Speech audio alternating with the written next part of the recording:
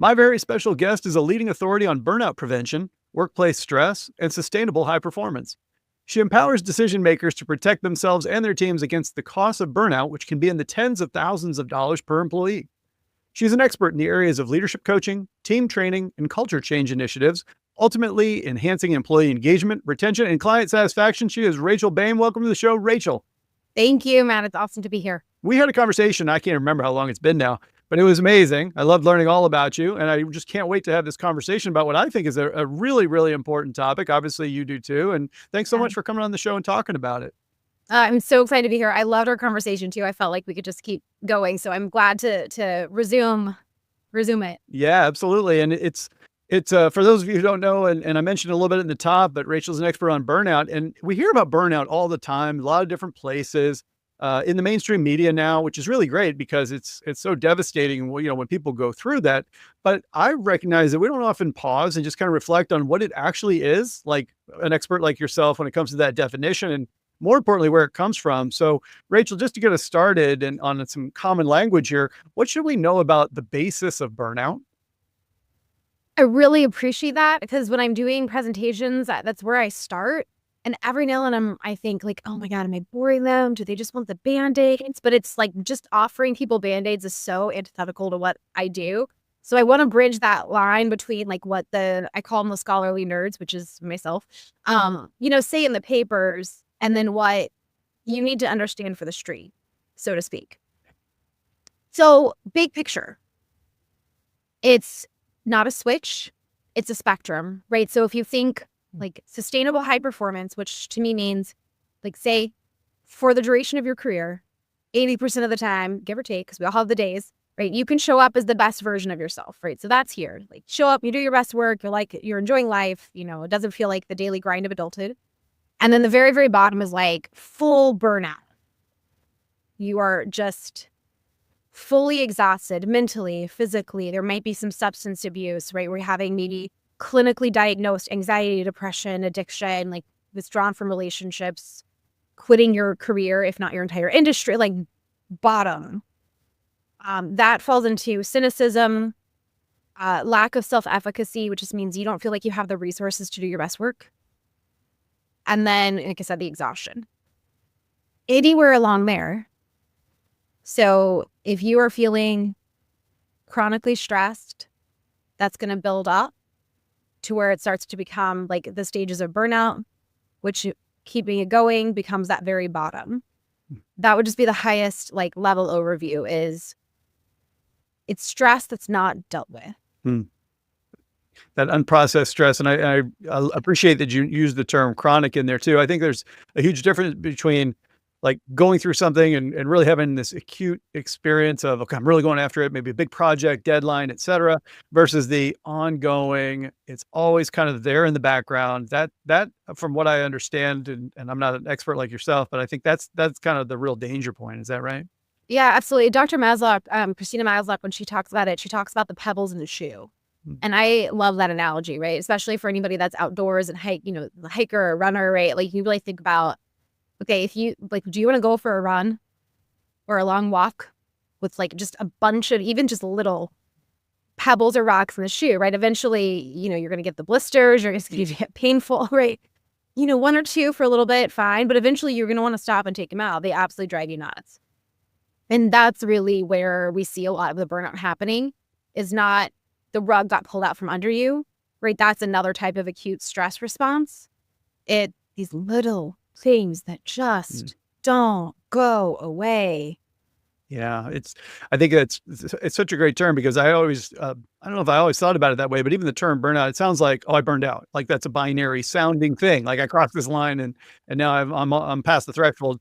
You're like, no, it's actually, a sliding scale, so to speak, as you described, and you can be in that zone and think like, no, I'm okay. And then all of a sudden you're not okay anymore. Well, that's why it's so hard for people to take action, right? So one of the other things that I talk about, like every time I talk about this, is not just, okay, what is it technically? Like, what is it really? What is it going to feel like? Because it can feel and look differently for different people. And that's the other tricky thing about it, right? So I have this word cloud, right? Where it's like, okay, what am I missing? And everybody's just looking at all these words and like, yeah, right? But for some people, they might go, yeah, I'm depleted, I'm exhausted. And other people, they Yeah. don't feel exhausted, but they just feel like, what's the point? I'm not doing good work, Right. right? So it just can look and feel differently for different people. And then because it's like stress, like just living in the grind, right? Like every meme I see on social media, I feel like is talking about just basically adulthood sucks. Yeah. So we think, well, that's normal. And I'll tell people, if you remember nothing else from this conversation, remember that common and normal are not the same thing. Right? So yeah, it's normal for us to all hate on like, oh, those kids, they're living their best lives and they don't even know it. Like, this is awful. Adulthood sucks, like the grind, the whatever, like laundry, the never ending story of adulthood is like one of the more recent ones I saw. And it's funny. It can help alleviate, but it also is a detriment. It kind of helps you mask and normalize that you should be in chronic stress all the time, or that you should be lacking joy all the time, that you shouldn't play as an adult. And when we buy into that, it makes it easier for us to think it's only me that can't keep the wheels on. It's my fault, right? That burnout or stress is my fault. And then again, right? Like, well, that's just the way it is. So why should I change it? Or I don't even realize it anymore. It's the fish in water. They don't know that they're in water.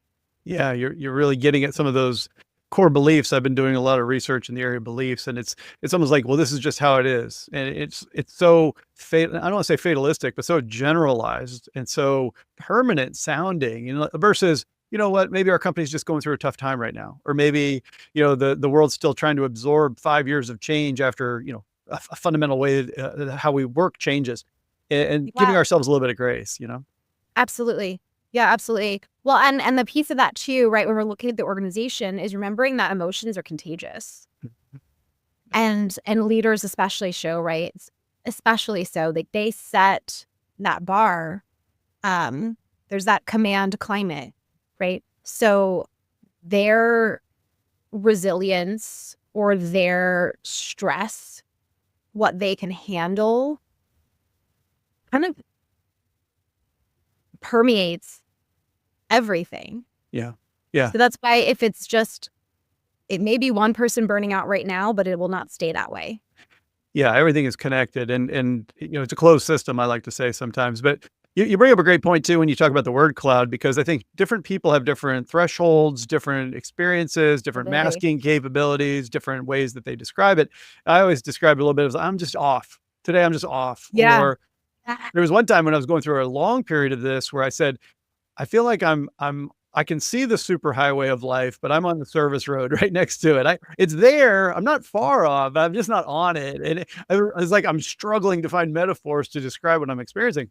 And it's interesting to see how some of us can feel it, but can't really articulate it or pinpoint it, but it's there. Yeah. Yeah. Well, and it's funny. I love analogies as well. And something that I use with my clients that what you said made me think of is, like, they feel like they're sprinting uphill all the time. Well, what's going to happen is you're going to bonk out. Right? So, and you're just going to start like sliding back down. Right? If you think about, like, one of my clients was a cyclist, more of a cyclist than a runner. So we would use those, and I'm not. So like, it was a challenge for me. I'm like, does this resonate? Because it's like been a while. Like, I didn't really do a lot of competitive cycling, but I've ridden a bike, right? So if you think about you're on a bike, like trying to really sprint uphill on a bike, like now imagine like you just like you're done. Yeah. You're just rolling back on a right, like a car out of gas. Yeah. And that's eventually what will happen if you don't find those pause points. Yeah. You can't sustain that forever. Right. But it brings it to another point though, which I think is interesting. You mentioned is that we are kind of constantly working with and through other people in our organizations. And sometimes it's easier to notice that somebody else is going through something. They're experiencing prolonged stress. Maybe they're not showing up, or maybe I'll use my term of being off. They just seem off or something like that. Well, it makes it easier for us to be so attuned to other people's level of burnout and their stress, but not always as attuned to our own. How is that even possible? We're not great at self-awareness. Like the more prophetic answer that I heard someone say is like, eyes look out, not in. And I was like, oh, that's good. But basically what that means, right, is sometimes it's really hard for us to see ourselves, if not impossible for us to see ourselves objectively. It's why, some of the best coaches know that they also need coaches. Yeah. Right. It's why the best, we use sports analogies in business, right? So like, I'll keep going with that. Right. It's why the best athletes still have coaches saying, hey, no, curve more here, flip more here. No, you've got more in you, like push it. Right. No, you're going to train that. Like, we know we need that because we cannot see it ourselves. Sometimes we don't want to see it. And that's where, setting even aside from burnout, people will say that thing that irritates you about other people, it's probably a reflection of the thing that annoys you about yourself or that you are insecure about yourself. Right. And that's a hard, truth to, but it's almost always, not always, almost always, there's a grain of truth there. But for anybody who's like, well, what am I, if I don't know that I can notice that in myself or somebody else, what is it? Just again, generally speaking, look for changes in behavior or notice changes in your thoughts. So that person, like you said, that person who was always on and now they seem off. Well, what could that look like? That could look like, wow, they were always early. Now they're always running late. My client or my colleague, they used to be really fast, very responsive. And now they're just it's really hard to get them on the phone or get the emails back or get the document signed or whatever it is, right? There's more mistakes in the work.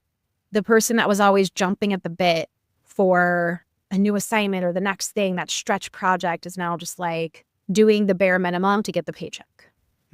Right? Look for changes in behavior or approaches to the work, or for yourself, right? You'll know your thoughts. Are you justifying changes in the way you'll notice a difference if you feel like you're not living up to your values, even if you haven't sat down and go, what are my values? You'll feel that off. Mm-hmm. You'll feel off, like you said, but you might start to justify it, right? I know I should go to the gym, but right. I should go to sleep, but just listen to your thought patterns and just get inquisitive about what's going on. I love what you're pointing out, and these telltale signs are so important because they're often there, but we have to recognize and see them. I know for myself, I'm not a hugely detail-oriented person, but there's certain things when it comes to making travel arrangements, I'm pretty detailed about that because I want to get to the places I'm supposed to go. And I found myself one time during a heavy travel period where I was making mistakes. I once booked myself a flight into New York, but I forgot to book a flight home. I was like, oh, wait a second, that's kind of a telltale sign that it's a small detail there. Yeah. And more, that was it took something at that level to get my attention when I was younger. Now I've gotten to the point where I can notice the telltale signs of burnout. They're a lot more subtle. What I noticed now is that my body doesn't regulate temperature as well if I'm overtired. That's just something I've noticed about myself. So if I ever find myself a little, cool in the evening or something, I'm like, okay, it's time to take yourself offline for a second. Yeah. One that's even more subtle than that. If I stop or if I am less likely to use humor or levity in my communication, whether it's on Slack with teammates, whether it's on LinkedIn, on one of my posts, if they look a little bit more transactional or a little more sterile, they don't have that juice to them. I'm like, whoa, you're allowing yourself to be too busy. So my point to listeners is that as you go through and you start to practice awareness and you gain some experience and you give yourself permission, I think that noticing these telltale signs does get easier, but it does take practice. Yeah. And then to the extent that somebody is comfortable, right? If they really want to practice that, I don't think leaders need to be overly vulnerable, right? But there's a level of role modeling this so that your team can get to know you and understand how you work, and also feel comfortable having such conversations with you. It just benefits the team. So if you feel to the extent that you felt comfortable with certain teammates saying hey, if my most common stress responses are this and this, if you notice it, just you don't have to do anything. It's just a sign to you that I've got a lot going on. And you may not use those words necessarily. Again, how you approach that is going to depend on the the circumstances of the relationship and the work. But I mean, I even had I had a boss one time, my first day, he handed me the Myers-Briggs manual with a little Post-it tab on it to like tell me, and he's just like, this is me. This is me. And You should walked read out, and I was like reading it. And it was, I mean, it was like odd at first because no one had ever done that. Mm. But it was actually so fantastic because whatever you think about the Myers-Briggs, it at least told me what he thought about himself. So I knew, like, and it was a very detailed, it wasn't just like a one pager. So I was like, okay, his preferred communication style, his this. I can be a little wordy sometimes, especially if I'm excited or insecure. He is not like that. Hmm. He wants to cut to the chase, particularly in the workplace. So I knew going in, okay, frame your thoughts, frame your bullets. When in doubt, remember that personality type is always thinking, why are you talking? Right. Like that, like just stuck in my brain. Yeah. And I don't think enough leaders and individual contributors, I kind of hate that phrase, but for lack of a better, have open conversations like that enough. Yeah, I would totally reinforce that. I think being willing to let other people in, and it's something that I took me a long time to learn that this was as powerful and as important as it is for leaders to do. And the good news is, if you're listening in, what you're hearing from Rachel is you don't have to tell 1,000 of your friends on a podcast like what your telltale signs are, like I have, but you're welcome to in smaller settings that you are comfortable with, because it does help things. It normalizes, I don't want to say it normalizes, but it certainly makes out in the open and accessible the fact that we do go through periods of stress, even if we're the team leader.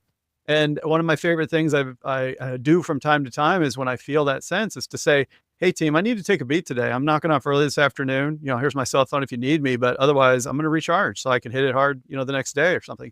And they're like, yeah, we can do that. And we're like, you should do that. It becomes like important to do that. Yeah. Yeah. It's amazing. I mean, it really goes a long way for them to understand that, yeah, they can take advantage of those workplace benefits. Yeah. That like they are there for a reason. It just built so much trust and empathy, and it really sets the stage for them to know they can come to you when and if there is a problem. Yeah, I think we really have to rehumanize our workplaces because we tend to approach them in kind of a more mechanical fashion. But we are here in this talking about the work context, and I know that one of the things I've seen in your writing that you really focus on is misalignment. And I want to know a little bit more about the relationship between misalignment and burnout specifically. What types of misalignment have you seen that can cause problem for us when we are at work? Yeah, and I want to make sure that I give credit, right? I am not the only one talking about this. This pulls from, again, my fellow nerds, right? The research, right? Christina Maslach and Dr. Lader, in particular. But what they found in their research is there's 6 areas, and this kind of transcends industry. I mean, there's 6. These are broad buckets, right? So, for example, some of the big ones might be value misalignment, workload, community fairness. If you think about, for example, control is huge, right? They call it control. I like autonomy better because I feel like that word just lands better with me. What they mean is the same. With autonomy, right? Are you micromanaged? Mm-hmm. Do you have any sort of decision making? Do you have a say in how, when, or where you work? Or is kind of your response to everything like, let me check with my supervisor, let me check with my supervisor? Like, do you you know what I mean? Do you have some sort of authority? Workload. People who are kind of overhearing about burnout maybe are very quick to go, oh, they just don't want to work.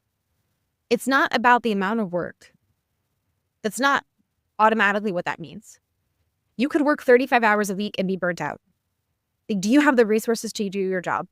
Are you doing the job of 4 people, even if you're supposed to get it done in 35 hours, right? The running joke I use is like, does the printer work, right? Do you have the resources to do the job to the best of your ability? Are you overemployed so you just don't know how to do it? Is it not clear what you should be doing and how you're going to be measured? So there's a lot that goes into what that work bucket could look like. Community is kind of obvious, right? Is there community in the workplace? Fairness. our decisions equitable? Our policies, hiring, promotion, awards, are they equitable? Is the work evenly distributed? And that's especially hard, right? Because so much of this is subjective, which is why you have to have those conversations and make it okay to have these conversations. But those are just a few examples. Like I said, there's more, but for the sake of time, right? Like those are kind of the main ones that we're looking at, is just a disconnect between the employee and the systemic workplace of the environment, of the culture of the workplace. Yeah, you can see where a misalignment, in my parlance, when I'm giving talks, et cetera, I talk about gaps. And it's almost Yeah. like water runs through gaps. Energy is dissipated whenever there's gaps. How do we Yeah. tighten things up? So I love your idea of alignment as a way of saying, like, when I'm feeling that sense of community, I feel like I've got the resources to do my work well. Yeah. Everything's going to flow so much more naturally, so much more smoothly, versus where there's that misalignment. And all of a sudden, now we've got some different personality types on a team. We've got, confusion about role clarity, for example. These things, these misalignments, they can be devastating, not just on the work product, which everybody likes to focus on, but Right. also the human toll is very real. And that's what you're calling our attention to today. Yeah, absolutely. And then there's one other piece of that, right? Just like looking at the kind of human side. I mean, I would love to also go look at the systemic, because I don't think enough is focused on that, frankly. But something that I think is really important when we look at both the individual alignment and that gap, to use your word, between the individual and the workplace. We talk about canary and coal mine, right? When we're looking at burnout, the canary can only be so resilient. You have to make the mine less toxic, or you will run out of canaries. Right? So you can, there are things that I can teach your employees. We can make them, quote, more resilient. We can improve their emotional intelligence and help them get healthier and more, better manage their stress and all these things. But at even the strongest of us will break if the conditions are bad enough. Yeah. But what's more likely to happen is your best people are going to know that they don't deserve it, and they're going to leave before it ever gets that bad. Yeah. I think people do get to that point. They reach their breaking point where they say, I don't have to put up with this. Yeah. I think what's happening right now is a lot of people look at the job market as we're recording this and think, well, I don't really have that option, but I'm not 100% where I am. So they withdraw. You can't control Yeah. people 24/7. And so No. they're removing that discretionary income. We'll go back to these nerds that you and I like talking about so much. They talk about these technical psychological terms, but it's true. People will reserve they'll hold back some part of themselves because they're like, why should I bother? It's at least in the back of their mind, if not in their outright actions. Yeah. I mean, I've done it, and I consider myself a type A high achiever, like always looking for the next thing. I like building a business while finishing a doctorate, like that. I've always been that person. Yeah. But It's natural. Yeah, it's natural. It's at some point, we can't expect people. And I love the analogy you're sharing about, rather than trying to go find more resilient canaries, let's talk about the conditions of the mind. And it's so true. I think very few executives and even managers would say, like, we need to get people around here who are comfortable with ambiguous roles. Like, that's the problem. You're like, well, why don't we just give them role clarity instead? Like, one of these would Right. be a lot faster and easier, and it's kind of Right. your job. And you're like, oh yeah, I guess that would kind of work better. But Right. so few of us fail to do that for a lot of different reasons. And you're like, make the conditions of the mind better, and you won't need to go find these unicorn, strapping young canaries, whatever it might be. It'll be cheaper. It'll Yeah. be cheaper. Yeah, But it's cheaper and fairer and everything else. Things only get better when we do that. But it's so hard to do that for them, I think, because again, like I like to come to the place where I don't think like every leader is just like incompetent or wants to beat their employees down. Like that's not. I have worked for some. I know that they exist, but broadly speaking, I think most people are kind of caught in this stress cycle of just like, well, we got to do this, we got to do this. And so the decision making, that long-term view, is like they forget it. They're in the churn of the day. And when you are in that, it's very hard, right? It's the think fast, think slow. And when you are in stress go mode, you cannot think logically. You react, you don't respond. And so to say, hey, let's just like pump the brakes for like even just a week And let's look at some like slight change management to just make sure that we understand we're not measuring to face time, we're measuring to output, and get really clear on like the job descriptions, make sure people know what they're supposed to be doing, how they're going to be measured. People are going to be like, no, I got to hit the targets because that's how I'm going to be measured, right?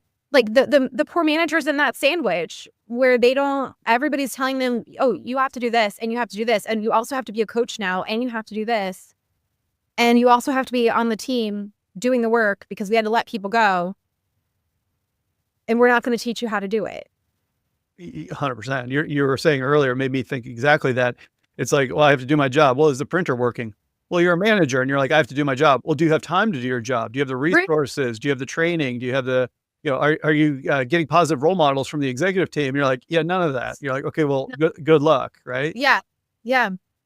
But I think if people just gave themselves permission to just take a little bit of time, like a little bit of time on the back end to like just rework it a little bit, right? To just work on that mind a little bit, they would save themselves so much time, money, and energy down the road. Yeah. And it's counterintuitive and it's not celebrated. Right. But I think that the best performing teams, the best performing businesses have leaders who do these things. I think that's the thing we know. They either naturally, intuitively, instinctively know how to do it, but they also prioritize it. They prioritize self-care. They prioritize reflection. They find a way to make it work. It's the ones who feel caught and trapped in that sort of, I have to produce. I don't know how to produce. The organization's actually making it harder for me to produce. We're forced to return to office. We're doing more with less. We're not allowed to backfill, people that we've lost or whatever it is. All of a sudden you're like, there's just not enough to go around. And the stress that comes out of it, a lot, I think we've seen millennial and Gen Z up and rising high performers say, I don't want to manage because it looks like a total pain. It looks awful, quite frankly. And I'd like to continue to advance my career without managing people. And you're like, oh no, how are we going to scale this? Right. And it's an interesting time that we're in that way. But I think I don't want to lose the point, which is to go back to the very human toll that you're talking about burnout. Because when we experience it and we go home to our families and into our communities and we're not at our best, this sends ripples through beyond even just the day-to-day work that we're doing. It shows up in how our frontline workers treat our customers. Like burnout is bad for business. It's bad for people. It's just bad. So I really appreciate the work that you're doing. Thank you. Yeah. I mean, just like two quick kind of examples of that, to just really hit the nail on the head, hopefully for the listeners is, one here's how it could play out, right? You get an email at 10 a.m. that causes you stress. It's what we would call the stressor, right? And you respond to the email, but like the next thing comes, and you don't like kind of give yourself time to just process that out. And it builds and it builds and builds. And then you're in traffic and somebody, people are people, like somebody cuts you off, like you're, now you're even more mad, whatever. The person who gets it at the end of the day, if not yourself, because you're beating yourself up, right, is like your partner, your kid, and or the Uber Eats driver that was like, God forbid, a couple of minutes late with your order, right? And then later, actually, you might chastise yourself for being rude to these people who had nothing to do with it. And then the cycle starts all over again. Yeah. The other kind of analogy for that is, when you squeeze, I would ask folks in a brown bag or keynote, like what happens when you squeeze like an orange or, anything, right? You get like the orange, like you get orange juice, right? You squeeze a lemon, you get, we call it lemonade, but like lemon juice, right? When you squeeze something, you get out of it what's inside. We are squeezing ourselves and like spewing stress juice everywhere. Right? On ourselves, on other people. That's that idea of like emotions are contagious. So just sometimes it works for my clients to think like, okay, I don't want to spew stress juice everywhere. Think, how do I process through this so that I can kind of step back into the world as a better person? You're colorful. I'll give you that. Geez, sometimes they work, sometimes they don't. I love it. We've had so many. We're squeezing canaries. We're doing all kinds of stuff on this show. It's awesome. No, and I love it because I don't want to say it's graphic. It's so visual. It's so, you have a visceral reaction. Like, yeah, who would want to squeeze their stress juice and get it? And you can totally see it because we've all experienced it. We've done it, So it's not something we have to carry any sort of negativity. We don't have to chastise ourselves, to your point, but we do have to act. We have to take steps to raise our awareness and do all the things that you're teaching us to do if we're going to find a better way forward. I love it. I absolutely love it. Thanks. Well, one thing I want to do is shift us. I'll bring we've already had a little bit of levity here, but I'll bring a little bit more, which is that I like to play a game with guests where we're going to have a fun trivia question here. And I know that you're creator of the ARMOR method, which is a science-backed, people-proven method that helps us gain a comprehensive understanding of burnout's underlying mechanisms. And then you give us strategies and ways we can prevent that and recover from it. So the term ARMOR that you have got me thinking, let's have a question about medieval knights. Do you know a lot about the Renaissance or anything like that? I don't, but we're going to find out. I don't at all. So this should be interesting. Well, I try to make them a little bit easy. Here's a question that AI has asked us, which is, what was the primary weapon of a medieval knight? I think it's a lance. Yeah. You think it's a lance? Could be a sword. What do you think? It could be a sword. I'm going to go with lance. We're going to go with lance. Okay. So we're going to try lance. Audience, if you're playing along at home, lock in your answer. We're going to see what AI says. It says, that's absolutely right. Good job. You crushed it. Nice job. But I've got a much better question for you, Rachel, which is, where can my listeners go to learn more about you? The easiest place that'll jump you out to your place of choice is going to be my website, which is rachelboehm.com. And it is spelled BOEHM. Love it. Listeners, I'm going to have that link for you in the show notes. You're only one click away from getting in touch with Rachel, learning more about what you can do to prevent and recover from burnout. Rachel, thank you so much for sharing your insights with us today. I have thoroughly enjoyed our conversation. Likewise. Thank you so much.